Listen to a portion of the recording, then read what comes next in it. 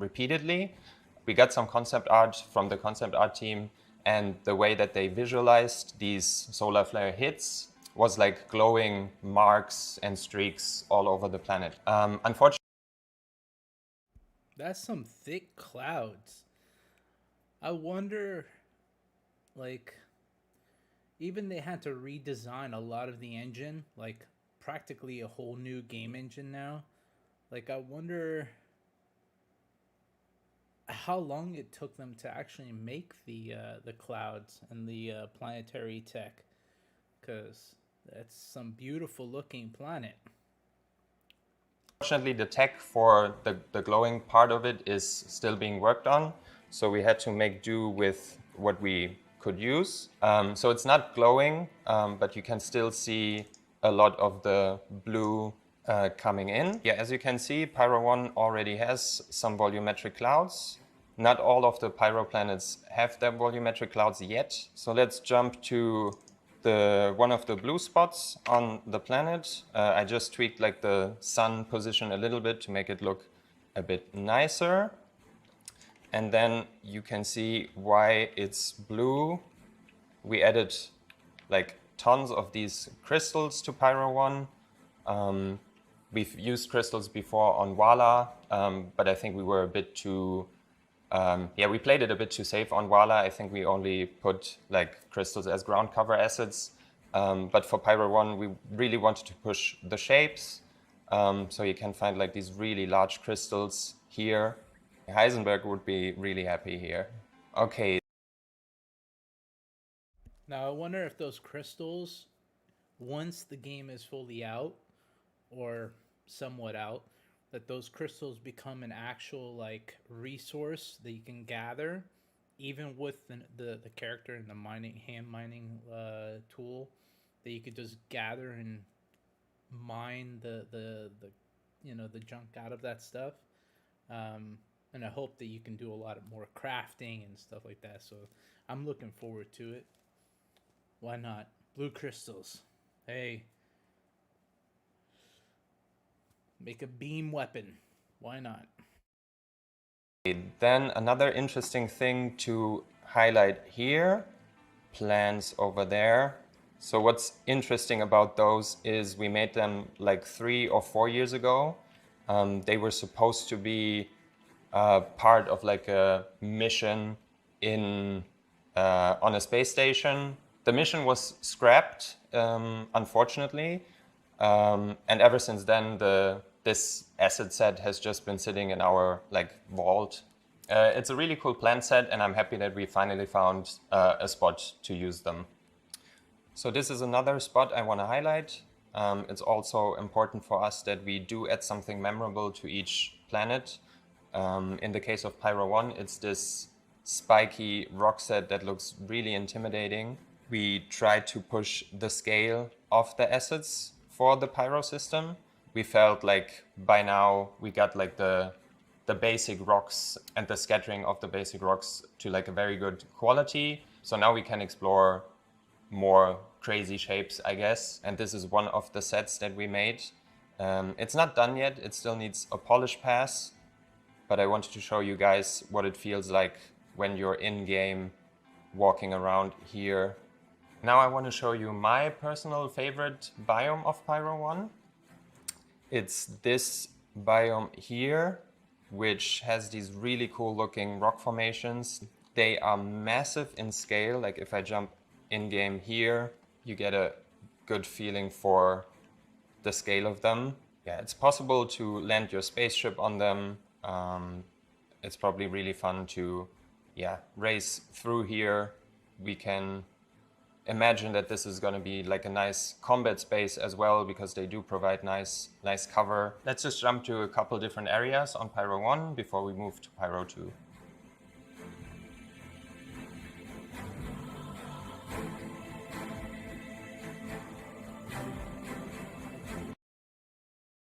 I also wonder when they're done designing all the tool systems and having the server meshing and all that done, I wonder how fast they can make planets and moons. Like, is it going to take a month to make a star system? 2 months, maybe 3 months? Hopefully they could pop out, like every month they could pop out maybe a new star system that's fully done, fully completed within a month.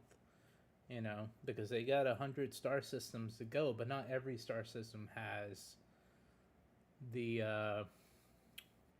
the necessary need for every planet to be in every star system. So sometimes they'll have only moons or asteroid belts, or maybe two binary pulsars. Like, you never know how it may not take that long. I feel like with the drag and drop system, it may even take 3 weeks, maybe 3.5 weeks to make a star system, maybe even shorter than that. You know, um, I feel like they're getting to that point now, that they can just easily do that. I think maybe it'll take maybe 2 more years to feel satisfied enough with the server mesh technology, and maybe step one will be like popping out 2 star systems after 3 to 6 months, and then it'll be super much. Well, it'll be far faster than what we've been getting at lately. But I have faith. Let's do this.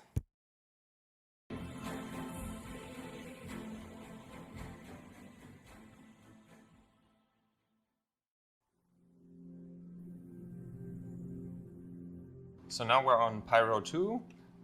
In comparison to Pyro 1, you can immediately see the planet is like way more colorful. There's more variation in the use and values of the colors. We have like browns and like bone white spots, some red, and it's all contrasted by like a blue clear ocean. So Pyro 2 doesn't have volumetric clouds yet, but they will be there at release. So now I jump to one of the biomes of Pyro 2. What I want to highlight here is the improvements that we made to how acids spawn on the side of mountains. That was something that was always quite challenging for us to do, to have some natural transition from the terrain to the geometry, and then also have like the rocks form in a natural way. Now we can make nicer rock formations. It's not quite there yet. There are still improvements planned for it, but I think in comparison to what we had before, this is a big step forward. Also, what you might see is the drawing distance of acids has been greatly improved. So everything you see here in the distance is actual geometry. So if we were to fly all the way over there, you will see that this is like cliff formations. And I think it looks really cool, like the silhouette of the terrain. Yeah, let's fly through the canyons. Yeah, I would do this in a spaceship, but I'm horrible at flying, so I'm just going to use the camera in editor. So now I jumped ahead to a really cool biome on Pyro 2. It's simple, but I think sometimes less is more. In this case, what sets this biome apart from the rest of the planet is that we added these calcified trees, and they spawn in very dense clusters. So you almost get like little forests of them. So it's supposed to look very dry and kind of dead, but still in a pretty way. Okay, if we look at it from this angle, what I really like about this biome is the contrast that you have here on the terrain. It's pale, it's dry, but then in the background you have like the nice clear blue ocean. So this is one of the red areas on Pyro 2. It's kind of like a sandy desert, but we try to add like a lot of different geology acids, different mixes of bushes and grasses. So it's not like a dead desert, but it feels kind of lively. And you find like lots of foliage here. We have like these cliffs in the background, which are pretty dark. And it's another nice contrast of this planet, where you have like the saturated red terrain and the dark bedrock. So jumping to this point here, what I want to highlight is the improvements that we made to our ground textures.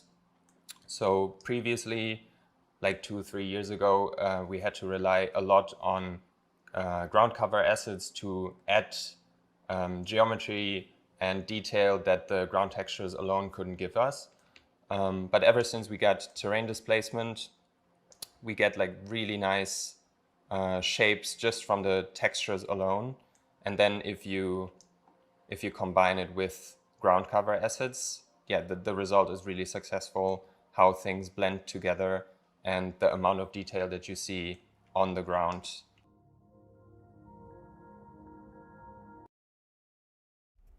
What I hope they make, I know this will take a little bit of time, a pure water world.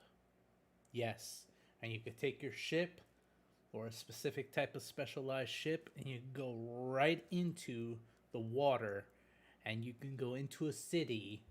Oh man. Reminds me of Waterworld the movie. Long time ago. Really long old movie. But I would love to see that. Just like in Star Trek Enterprise with Captain Archer. Oh, beautiful stuff. So now we're on Pyro 3. You saw some of it during last year's keynote demo, but I want to use the opportunity to give you like an in-depth look at some of the biomes. So last year you saw that like yellow is kind of the accent color of Pyro 3.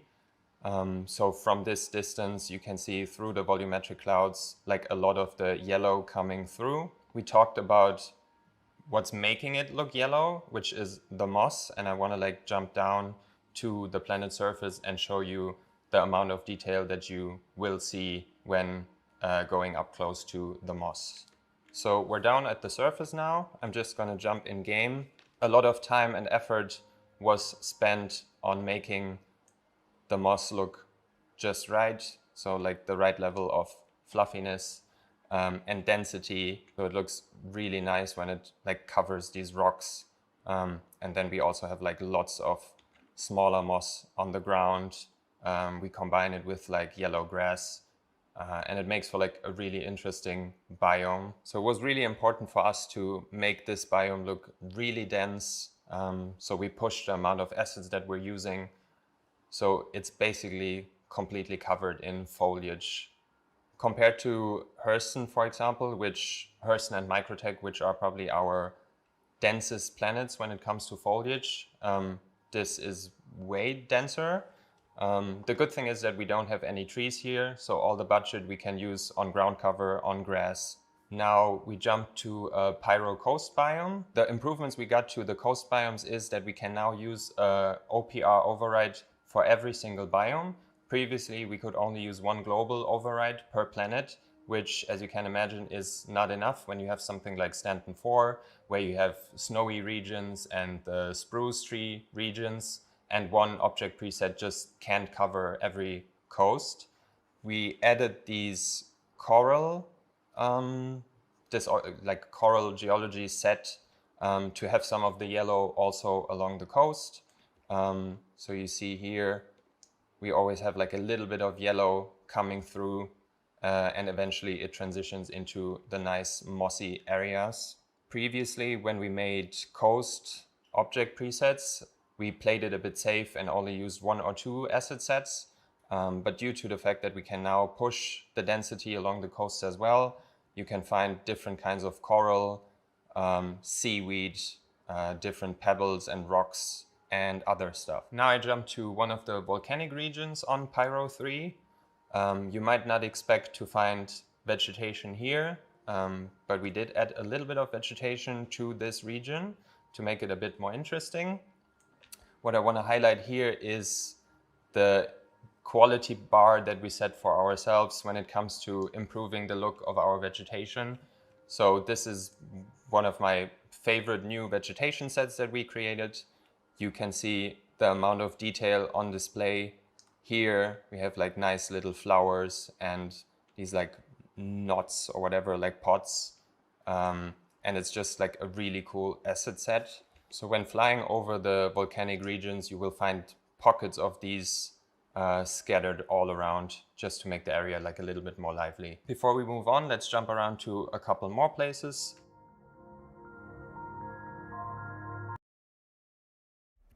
That color, oh man.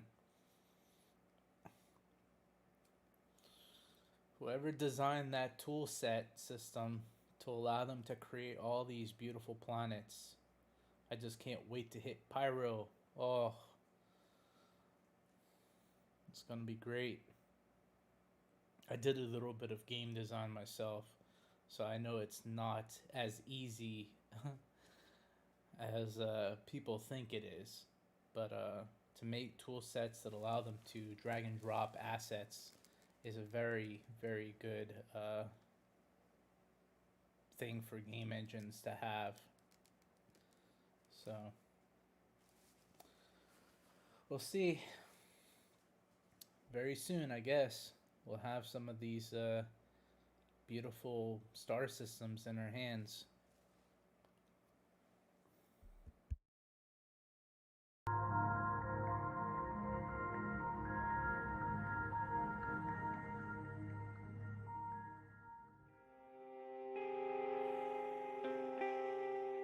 Now we're on Pyro 4, which is my personal favorite of the Pyro system. Yeah, just full disclosure, you can probably tell that the clouds here are not done yet. They do look a bit busted, but yeah, they will look amazing once the planet comes out. So let's focus on the terrain shapes. We created some of these terrain shapes special for Pyro 4 because it's loosely inspired by like Scottish Highlands. So there's not a lot of like verticality.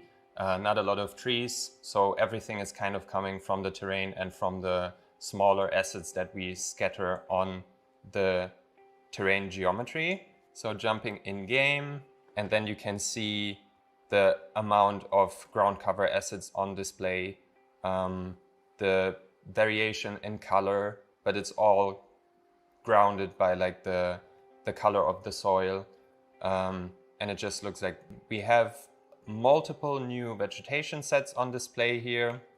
So first of all, we have this bush set here, which is called, I think it's called a fire stalk, which, yeah, it's kind of like a modified version of the real world thing. They add like a little bit of color to the area and make things pop. Then we have these ones here. I forgot the name of the asset set.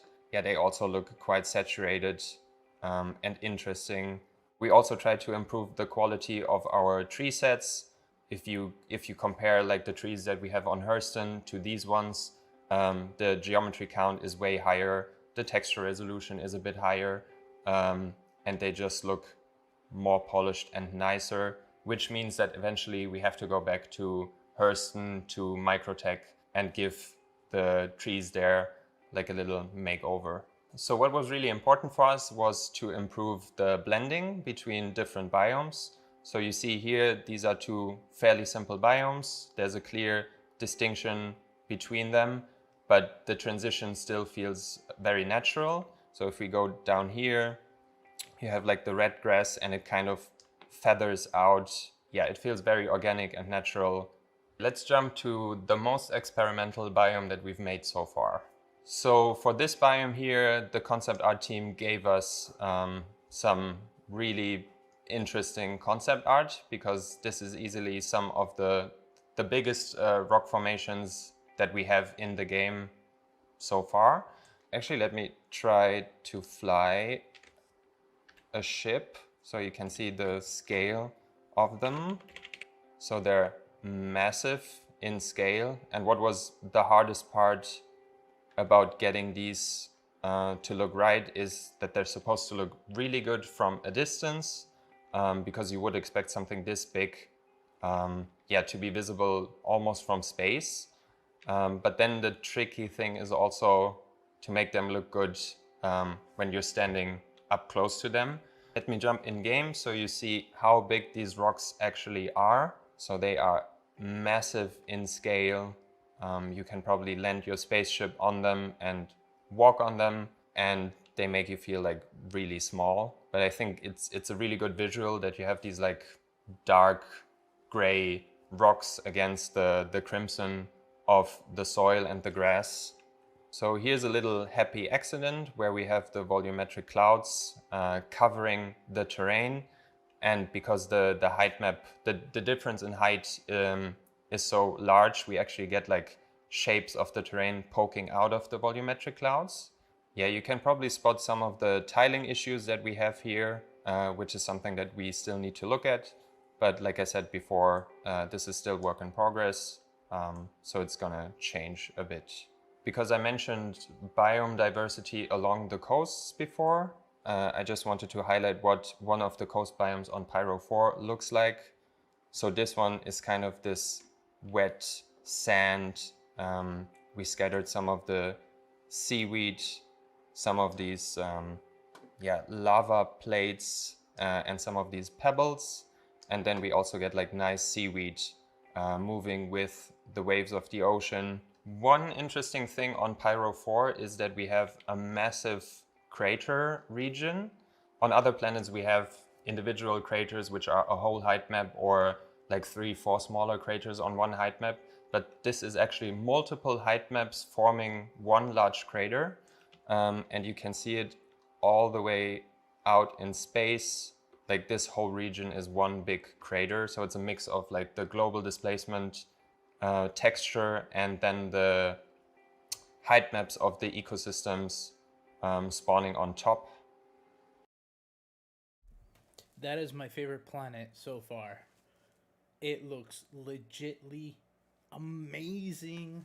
You can hide like a really big ship in the cloud so it can never be detected, just like in Wing Commander, you know? So then it's hard to find the signature. Oh, it's gonna be great. That is probably my favorite planet so far. Right when Pyro's in the game, oh, I'm gonna fly there as fast as possible. But it's far away. The refueling alone is probably gonna be immense. Reminds me of real life, sadly. But anyway, yeah, some really cool tech. Um,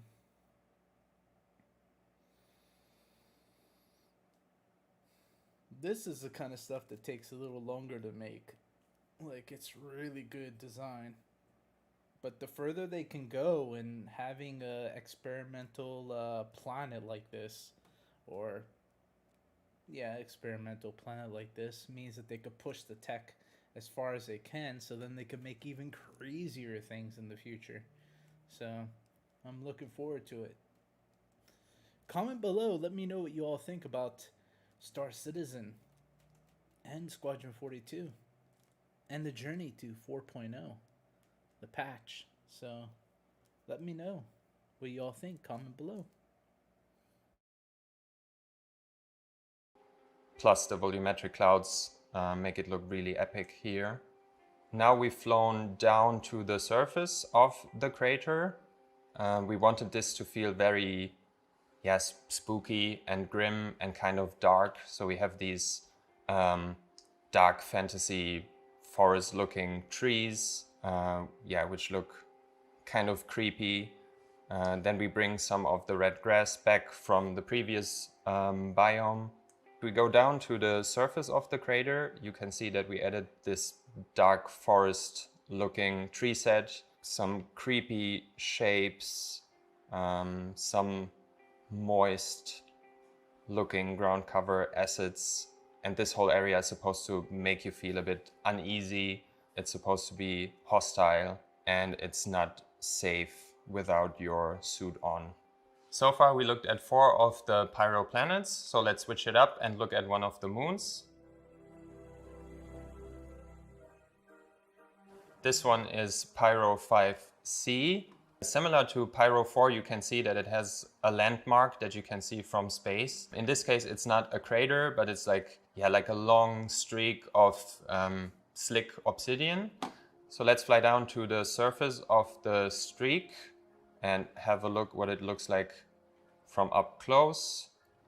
Again, we start with like the global height map where there's like a little bit of a bump up and then it goes down to form the crack, and then we scatter the ecosystem height maps on top to get the look that we want. So if we go down here, you can see we start with like flatland shapes, some smaller craters, and then it transitions into like these quite spiky looking mountain formations.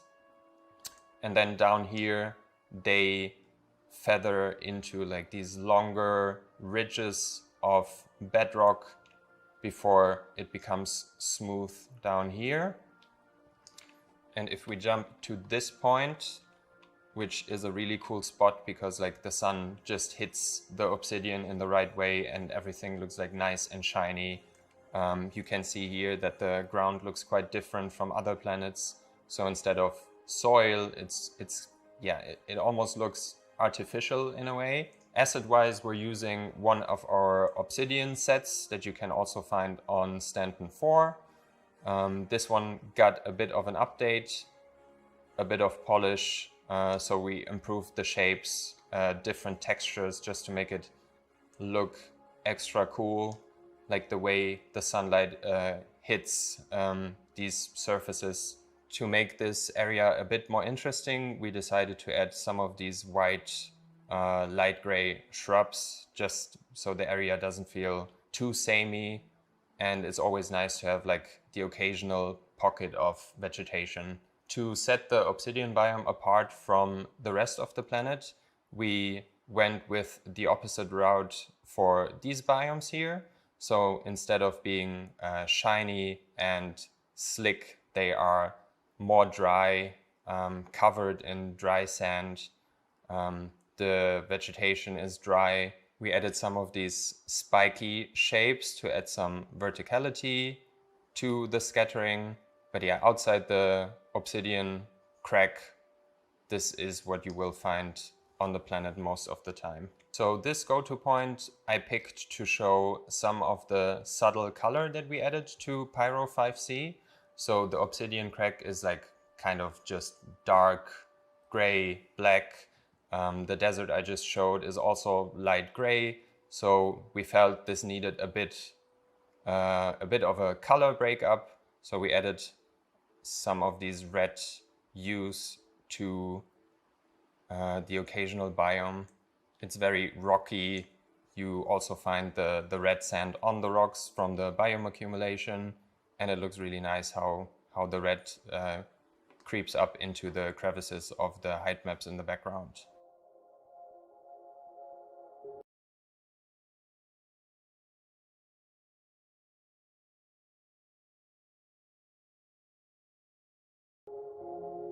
We're going to end our showcase today on Pyro 6. Pyro 6 has a very interesting color palette. Like, I really like the yellows and the pale beige tones of the terrain. And then you have another blue ocean. As you can see, the terrain is kind of ridden by craters, and we get these really cool shapes where the ocean fills in those craters. If we jump all the way down to the edge of one of those craters, so now we're at the edge of one of those craters. I'm jumping in game right now just to show you what it feels like walking along here. You can see that we added some dramatic looking coral shapes, and then eventually you walk down here towards one of those craters that's filled with water. We have a couple of floating meshes here on the left. This is still work in progress, so one of us, probably me, has to go in and adjust the settings of the spawning here. And then we're right at the edge. And I really like the color of the water and how it looks against the backdrop of the white chalky terrain. Then over here, I want to introduce you to our human scale ref mesh. His name is Rüdiger. And he's super helpful when we set up object presets, because you can immediately see how the scale of assets feel when you have him in situation, like he adds context to the scene. He spawns every time that object preset spawns, and yeah, he helps us find the right values when it comes to the scale of our assets. In general, this biome here is another good example of how our ground textures work together with the assets that we put on top. So the transition is really nice from this ground texture to this one. And then we have like the same rock set on both of them. And it makes for like a nice amount of detail on the ground. Then occasionally we spawn some of these spider looking ground cover meshes. So this spot here is really nice because you get like the particles, the monochromatic terrain, the assets, and it's all against the backdrop of the skybox of the pyro system, which is red. Then we get like some really cool looking sunbeams coming through the volumetric clouds here. And then if I turn the sun and we make this dark and I jump in game, you can see how drastically the skybox impacts the lighting when you're on the dark side of the planet. And the skybox is just, yeah, it looks really good. So this is the skybox for the entire Pyro system. So you will see it on every single Pyro planet.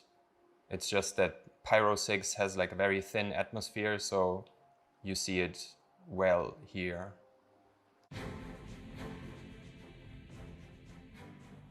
I'm happy to have had this opportunity to show you guys the work that we did in the last 2 years.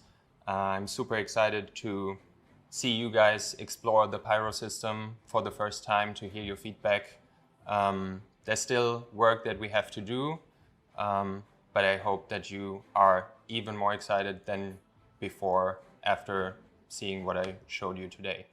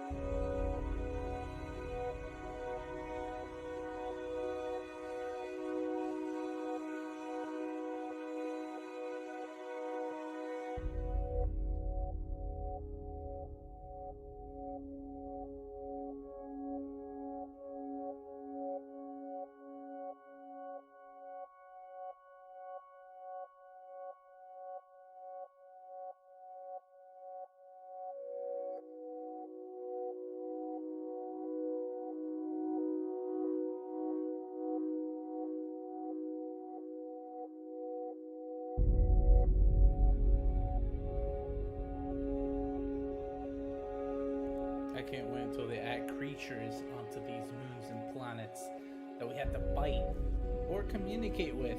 Who knows? Like, it's endless possibilities. I love that blue water with the lily pad kind of moss stuff in the water. That's great. Like, once they add creatures, it's gonna be insane. imagine getting stuck on one of these moons or planets. Oh man, like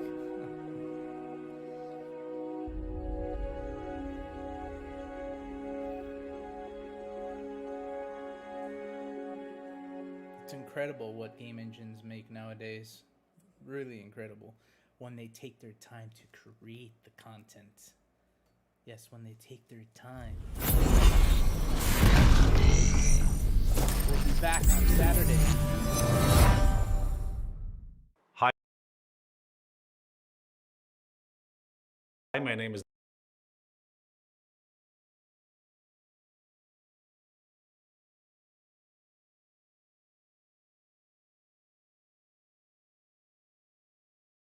I think we could do this too. Yeah, why not? Let's do this. Hi, my name is Dan Truffin. I'm Assistant Director for PU Content, and with Thorsten Leiman here today, we will be talking to you about something we think it will change the way Star Citizen functions and works and how the players will play the game in the future, and that is resource management.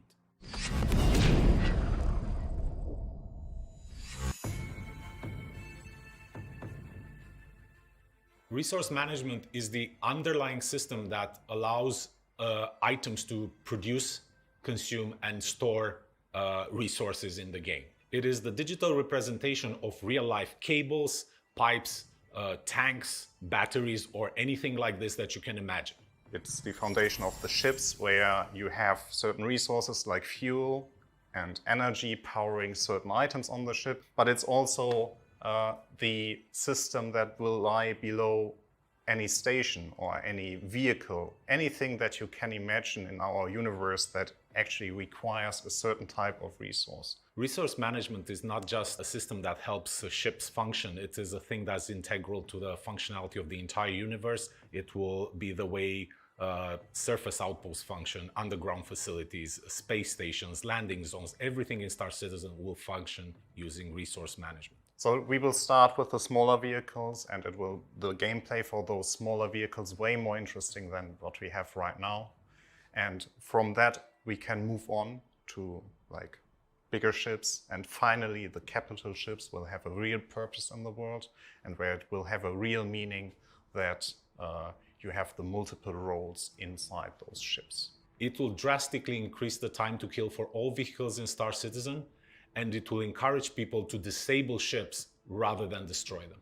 Missions like Siege of Horizon will increase in scope and scale up a lot more with the use of resource management, as players will be able to cripple resources, change the way resources are distributed, cut power, cut certain fuel and critical parts in order to progress further in those missions. We can suddenly scale a lot bigger than what we have right now. And the reasons are that we have more control over the powers of certain platforms there, and we can introduce some interesting gameplay that facilitates these functionalities. Resource management is going to open up the possibility of player structures, player-owned outposts on planet or stations in space where the player will have. That's what I'm talking about. We want to have a lot of pioneers, or a ship similar to a pioneer that allows us to build a space station in space that could protect our ground assets and scan our ground assets, or scan space to make sure that nobody is coming in to invade us, you know? And there'll be counters to that as well. So that would be very interesting to have that kind of gameplay. And obviously, I don't want to have it where it takes 2 seconds to blow up a ship. I want to take it time and be strategic and not blow up ships all the time, but also take and salvage the parts from those ships that could be a multi-trillionaire. Why not? That'd be amazing, right? Wouldn't anybody want to be able to do that? Of course. Have to manage resources, bring in fuel, do repairs. And this will not be something that only caters towards the engineer. This will be something that is valuable for everyone in the world of Star Citizen. Resource management will finally allow players to build their own bases and their own homesteads and actually keep that loop engaging and fun. And really, this is the main thing that makes multi-crew gameplay possible. We envision the players taking on roles like engineer, mechanic, tactical officer. And while you have your engineer trying to maintain all the resources functioning and flowing perfectly and all the items in good operation, you will have mechanics running throughout the ship trying to change fuses, repair various things that have broken down. You will have tactical officers moving shields from one side of the ship to another in order to counter whatever incoming damage you have. Obviously, the pilot is going to be doing his job trying to move the ship out of harm's way. The gunners are going to be taking out enemy incoming fighters or other ships. This is how we envision this entire ecosystem just coming together and providing what we hope is true multi-crew gameplay. And for all of you out there that are waiting for the Idrises and Javelins and want to use these ships, this is the system that is going to make using those ships possible. So all that said, this is a really important system for Star Citizen, but let's dig into the details and see what exactly this is. Resource management can be broken down into several key elements. Power, energy resources, life support, item maintenance, relay handling, access control, and gravity. So let's start with power, energy, and resources. The players can choose to overload items in order to get more efficiency out of them at the risk of burning them out. They can also underload items to save some resources if they don't need the full efficiency of an item. The players will have to pay attention to the balance of resources, power, fuel, coolant, heat generated in order to maintain a well-oiled and balanced ship. And overall, prioritizing certain items and their resource consumption. Life support is the most important thing you have to pay attention to in your ships now, since atmosphere is finite in all the spaces that you might discover. And here, the life support system is a key factor. Here, the life support, you have to maintain it, meaning you have to make sure that the consumables inside the life support generator are always there to make sure that it can generate breathable atmosphere for you, or the temperature is actually increased to a human livable factor, so you don't freeze to death or you are not cooked. As part of item maintenance, the player will be able to control items throughout the ship, turn them on, turn them off. They will be able to remove broken items and replace them with new items, or sometimes dodgy items, depending on their income. It will be able to control which sub-items are installed in those items, either as fuses or subcomponents that give them various bonuses to that specific item. They will be able to run repair gameplay and replace broken fuses when the item stops working or takes enough damage. Relay handling is the actual management part that you, as the engineer on the ship, you have to do there. It's basically defining the circuits in the most effective way, especially for bigger ships. Or people that have a big enough wallet can go and buy spare parts for everything and then take those broken parts, remove them, put the spare parts in, and then just fix everything on your, when you're not in combat. And then just have everything new again. Why not? That's what I would do. I have like a whole hangar filled with extra components for everything, even extra weapons. That's what I would do. So a relay is something that defines which items are connected to each other. And what we want to achieve here is allowing you to create the best possible outcome for your ship. With access control, we're introducing ship roles. The captain will be able to assign certain roles to each of his crewmates, and for example, say one of the player becomes the engineer, which gives them specific access to certain controls, while the person that is the pilot will not have access to those controls. At the same time, a gunner will only have access to a specific gun or all the guns on the ship.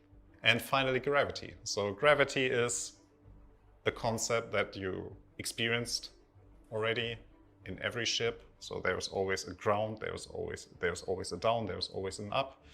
And we would like to give you some more control over that. So because it requires some energy, and if you want to run your ship more energy efficient, we want you to allow to switch off gravity. Or there might be other use cases where a zero gravity environment is more useful than another one. So if it wasn't clear by now, the scope of resource management touches pretty much every aspect of life in Star Citizen.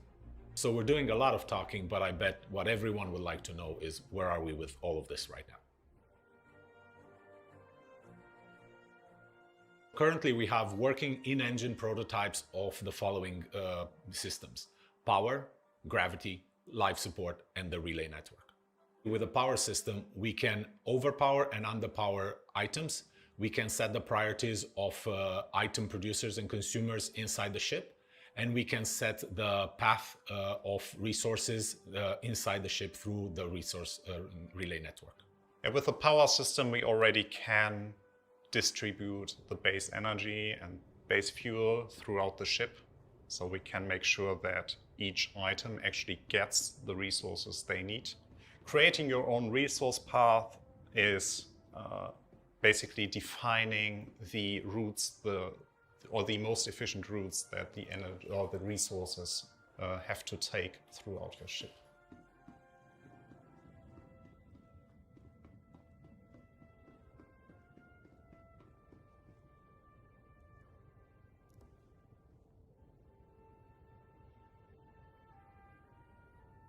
We can also demonstrate many aspects of the life support system, including making new players suffocate,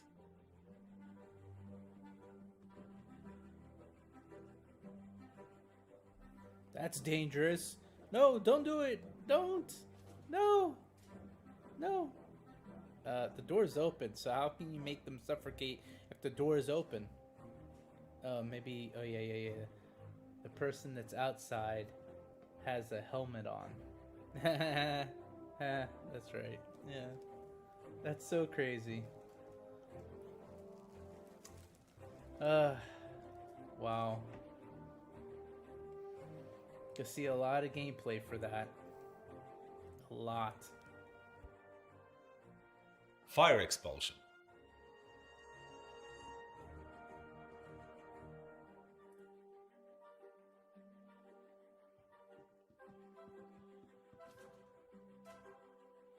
I like that.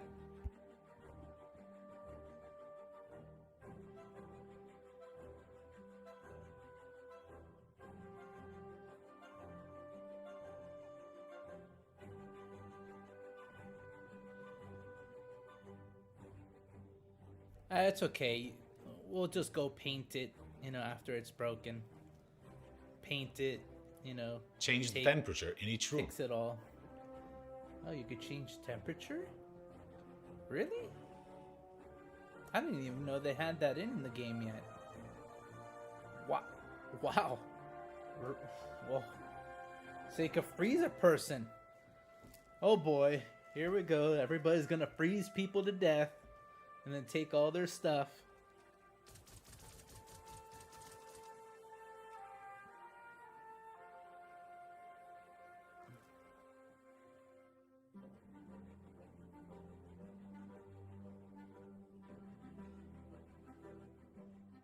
Making new players suffocate.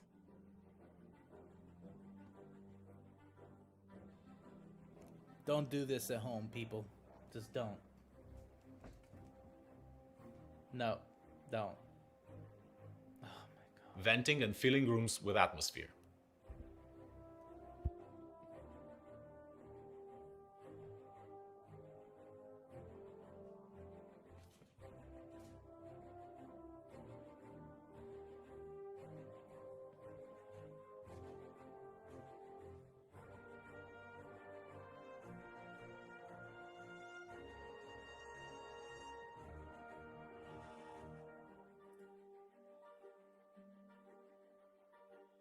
I like that that UI.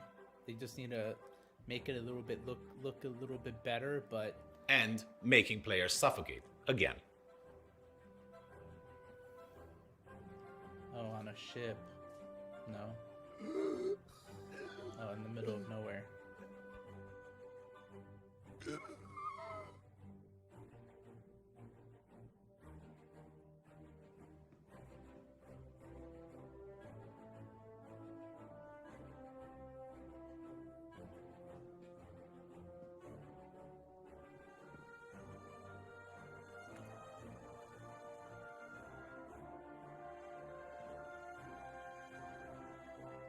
Don't break your leg.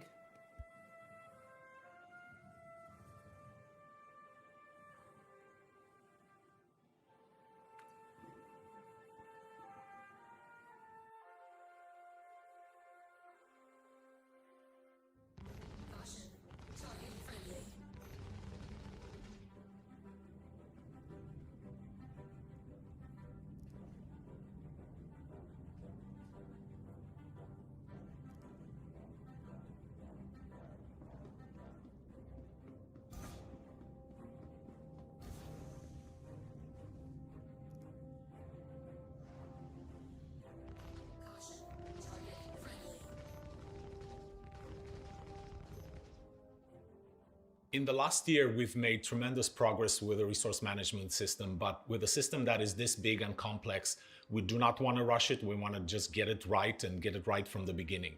So let's talk about what's next for the resource management system. As you can tell, resource management is a huge endeavor for us. So like everything else, we'll probably not get everything in the initial release, but this is what we're aiming for. Interactable and accessible items on ships, relay gameplay, changing fuses on the relays, resource balancing, defining control groups that will be accessible through the MFDs, allowing people to create presets for your resource network for each ship, an engineering UI with at least a list or schematic view of your ships, external engineering screen for ships, allowing engineers to define the tuning parameters that can be accessed by the pilot with the press of a button, like loading presets and creating presets. And after the initial release, everything else will fall into place with subsequent patches. We started talking about resource management about 2 years ago. It is pretty much the evolution of what used to be the old pipe system, and this has been an interesting journey, and finally we're starting to see the fruits of our labor, and we're starting to see all the possibilities of gameplay that we can open up to the players in the future. It's exciting to work on something that's so central to the world of Star Citizen and that can impact the gameplay of so many people, irrelevant of what they choose to do in the world of Star Citizen. Resource management is the most exciting feature that I've ever worked with. It's such a groundbreaking feature that will change the entire game from its core. I think we never had this opportunity to change the game into this direction where we are heading right now, where we will finally have all the tools in place to actually allow meaningful multi-crew gameplay and meaningful decisions for all the players, where every decision counts. This is the stuff that makes me really proud of what we are working on right now. Thank you for letting us share our progress with you, and we hope you're happy with all this progress, and have a nice CitizenCon. That's what I'm talking about. Now that's going to change a lot of gameplay. So you're going to eventually, like they said, hire or get your teams in place, like engineering, scanning, security. So then you can secure those areas that have all those resource power management stuff, for all the whole ship. So it's secure and doesn't get touched by any non-authorized people. Like, there's a lot of lot of detail going into this beautiful universe of a game. So comment down below, let me know what y'all think about Star Citizen, CitizenCon that was passed, but we're also gonna go into the IAE, which there's a free fly, I think, for a few weeks, starting on the 18th, I believe, of this month. So make sure you check that out. It's free fly. You don't have to purchase nothing. You can just see the game for what it is currently. It's in development. There's gonna be some oohs and ahs, but ouches also. But the game is really getting there, and it's well worth looking at. So I hope you guys and gals like this show. We will be continuing in a few days again. I already showed the stream on when I'm gonna be posting again and going live. So click that notification bell and the subscribe button so that you could be notified whenever we put out new content. And thank you for watching, and also comment below and let me know what y'all think about Star Citizen or Squadron 42, which is in the same universe. Thank you for watching. Until next time, have a great weekend coming up as well, and stay tuned. Let's do this. Have a good day.